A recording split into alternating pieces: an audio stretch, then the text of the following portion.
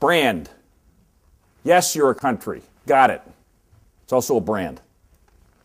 It's got good aspects of that brand, maybe some that aren't quite as good, but there's a brand. The world views you in a certain way. They view America in a certain way. They view every different country a different way. I think the brand of Scotland is, for the most part, positive and pretty well known. Independent of your political backgrounds and so on, it's kind of hard to imagine too many people hating Scotland, right? I mean, it's a small place, got a lot of history here. In America, at least, some significant percentage of us has some family trait back to Scotland. People love the bagpipes and the scotch and the tartans and the whole thing. So in general, you got a brand people feel good about.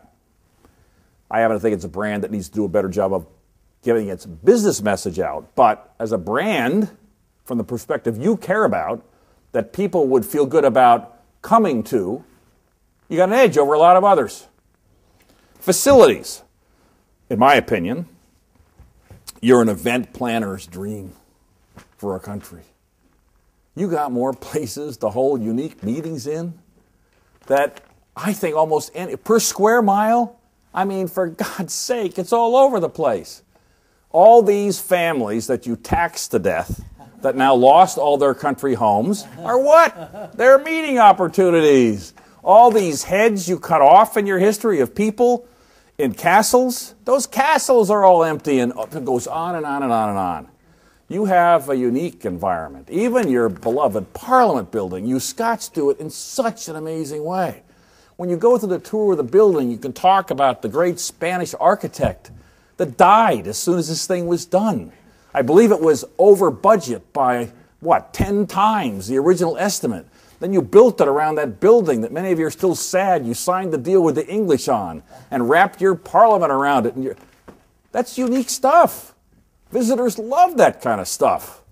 And they're great places to have meetings, as I admitted earlier, when you kindly gave us your Parliament building over. So, and that 3 days, I was told by many Scots, was the most productive 3 days in the Scots' history. Not only did we get in there and generate all this revenue from the visitors coming to Edinburgh, it was 3 days Parliament couldn't work, and so nothing really got done in a negative way. So it's very similar to the U.S. situation. Third point, I don't know what the right word is. I use political correct in the notes, but it's really something more than that. It is a place that a lot of people with diverse backgrounds feel okay in. It's not controversial on any scale. That's a place people like to be. And if you're doing events, not just us, but lots, you're going to have customers from all over the earth. One of the advantages of doing that government leaders forum, where you had leaders from around Europe, Africa, Russia, the whole place is, Scotland is really a nice place for all of them to be. Fourth, size. You're small.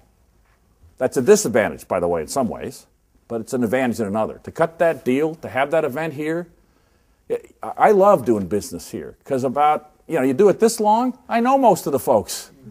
I mean, if you do a good job and you're nice to people and you're serious about the relationship and you give back to the community, you're going to be welcomed.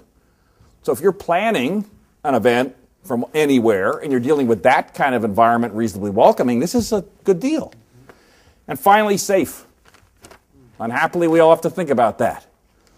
In general, you're not a target of opportunity for too many crazies around the earth. I don't say that none of us are exempt from this. I get it. But in general, this is probably a place many people would feel good about bringing themselves and their family and whatever.